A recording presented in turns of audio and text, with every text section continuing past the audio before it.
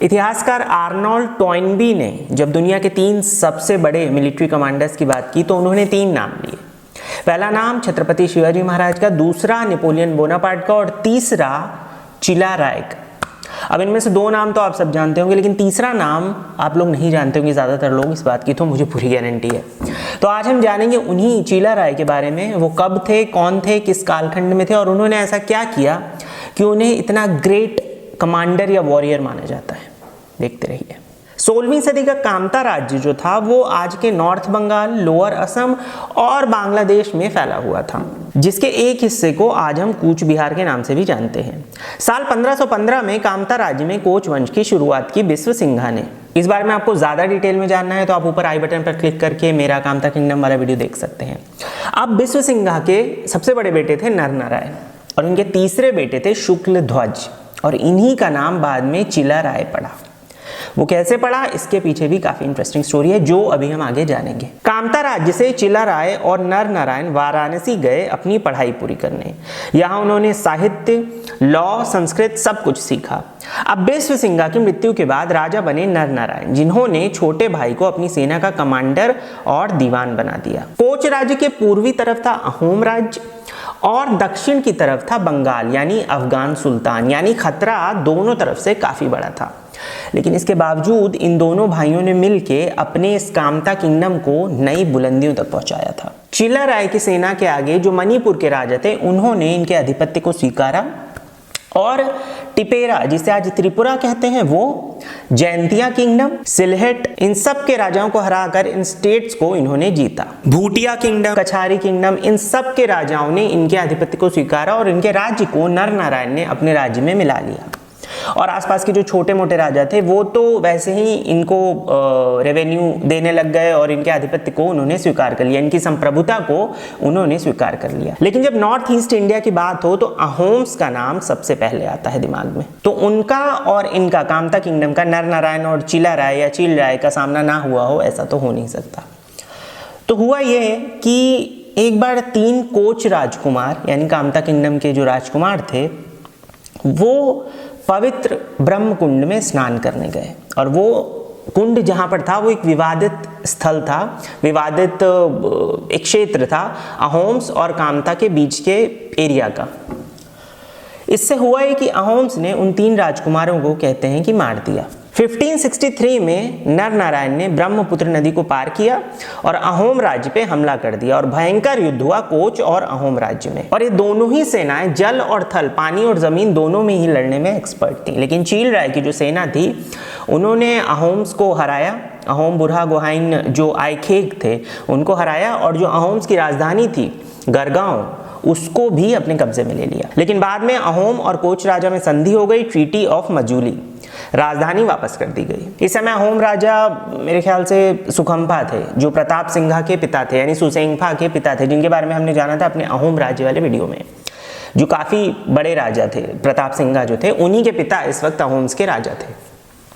खैर, कोच और अहोम्स के बीच में संधि हो गई। ब्रह्मपुत्र वैली में अपनी प्रभुता साबित करने के बाद अब नॉर्थ ईस्ट के राजा नरनारायण के आधिपत्य को मानने लगे और अहोम्स से इसी युद्ध के बाद इन्हें चील राय या चिला राय कहा गया, यानी वो जो चील के समान तेज हो। जिस तरह चील अपने शिकार पर टूट पड़ती है, झपट्टा मारती है, उसी तरह रण क्षेत्र में ये दुश्मनों पर टूट पड़ते थे और उन्हें हरा देते थे।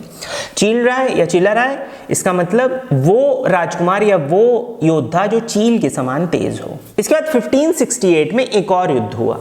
नरनारायण और चिला राय इस बार बंगाल की तरफ बढ़े। बंगाल के गौड़ पे नरनारायण ने हमला किया। वहां का सुल्तान था सुलेमान कर्रानी। वजह मानी जाती है कि कामाख्या माता का मंदिर जब सुल्तान ने तुड़वाया तो इससे कोच राज्य में गुस्सा था, इसलिए उन्होंने बंगाल पर हमला किया। दोनों सेनाओं में युद्ध हुआ, लेकिन इस बार नरनारायण की सेना को हार का सामना करना पड़ा और जो सुल्तान का कमांडर था काला पहाड़, उसने चिला राय को बंदी बना लिया। साथ ही ये भी कहा जाता है कि पहला हमला नरनारायण या चिला राय ने नहीं किया था, बल्कि पहला हमला सुल्तान ने किया था और उसके बाद तेजपुर की तरफ बढ़ते हुए जो सुल्तान का कमांडर था उसने कामाख्या मंदिर को तोड़ा था। खैर, इसके बाद कुछ वक्त बाद चिला राय आजाद हो गए। नरनारायण और चिला राय ने एक बार फिर से गौर पे अटैक किया, पर इस बार मुगल बादशाह अकबर के साथ। दरअसल अकबर भी इस अफगानी सल्तनत को हराना चाहते थे। तो अकबर ने नर नारायण को एक पत्र लिखा और उस पत्र में साफ लिखा कि हम बंगाल को साथ में जीत कर उसको फिर आपस में बांट लेंगे। नर नारायण फौरन तैयार हो गए और इसके बाद नर नारायण और अकबर की सेना ने साथ में मिलकर, यानी मुगल सेना और कोच सेना ने मिलकर बंगाल पे अटैक किया, बंगाल को जीत लिया और अब बंगाल मुगलों के अंडर आ गया और अकबर ने उसको नर नारायण के साथ बांटा। नर नारायण और अकबर में काफ़ी अच्छे संबंध थे ऐसा माना जाता है, और वो उस तरह नहीं थे जैसे अकबर के रिश्ते दूसरे राजाओं के साथ थे। अकबर का असल में एक ही स्टाइल था कि या तो तुम मेरे सामने झुक जाओ और अपने राज्य को मेरे नाम के अंडर चलाते रहो, वहाँ के राजा तुम रहो लेकिन मेरे अंडर, मेरे नाम का सिक्का चले या मेरे नाम का रूल चले, या फिर तुम भाग जाओ। ये अकबर का स्टाइल था। लेकिन यहाँ पर ऐसा नहीं था। यहाँ पर अकबर ने प्रॉपरली नर नारायण के साथ उस एरिया को जिसको इन लोगों ने मिलकर जीता था उसे बांटा था। इस युद्ध के बाद ही 1577 में चिला राय की हालत बिगड़ने लगी। इस वक्त वो गंगा नदी के किनारे थे। उनकी सेहत बिगड़ती गई और ऐसा पता चला कि उन्हें स्मॉल पॉक्स यानी चेचक हो गया है। और वहीं गंगा नदी के किनारे हालत बिगड़ते बिगड़ते उन्होंने इस बीमारी का सामना किया, लेकिन आखिरकार उनका वहीं पर निधन हो गया। बाद में नर नारायण ने राज्य का विभाजन कर दिया और 2 राज्य बने, कोच बिहार और कोच हाजो, जिसमें से पूर्वी भाग कोच हाजो को उन्होंने चिला राय के बेटे रघुदेव को दे दिया, उसका गवर्नर बना दिया। चिला राय ने ही वैष्णव संत श्रीमंत शंकर देव को संरक्षण दिया था जब शंकर देव को अहोम राज्य के जो पुरोहित वर्ग था उससे डर था या उसके चलते उन्हें परेशानियों का सामना करना पड़ रहा था। चिला राय की वजह से शंकर देव एक शरण नाम धर्म को असम में स्टैब्लिश कर पाए और असम में सांस्कृतिक पुनर्जागरण हो पाया। चिला राय ने संस्कृति के साथ साथ धर्म को भी काफी महत्व दिया, चिला राय और उनके भाई ने भी। और जो कामाख्या माता का मंदिर है, जो एक शक्तिपीठ है जिसे बंगाल के सुल्तान की सेना ने तोड़ दिया था, उसे चिला राय ने नर नारायण ने वापस से बनवाया था। चिला राय के बारे में 2 बातें उन्हें सबसे ज्यादा खास बनाती है। एक तो ये कि वो कभी भी किसी निहत्थे व्यक्ति पर हमला नहीं करते थे, भले ही वो उनका दुश्मन ही क्यों ना हो या भले ही वो युद्ध क्षेत्र में ही क्यों ना हो।